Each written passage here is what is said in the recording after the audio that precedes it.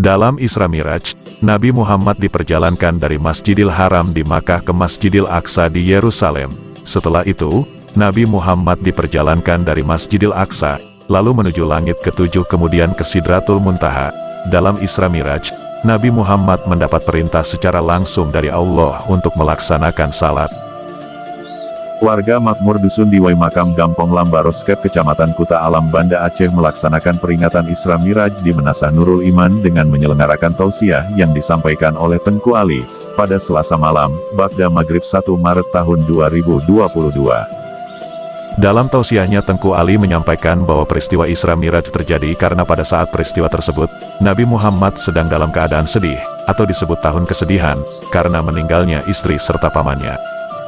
Tengku Ali juga menambahkan, keutamaan Isra Miraj adalah untuk meningkatkan jiwa spiritual dengan kebesaran-kebesaran Allah yang telah tercantum dalam Al-Quran. Amalan utama pada hari Isra Miraj adalah salat, solawat, dan amalan baik lainnya yang memberi hikmah untuk taat kepada perintah Allah.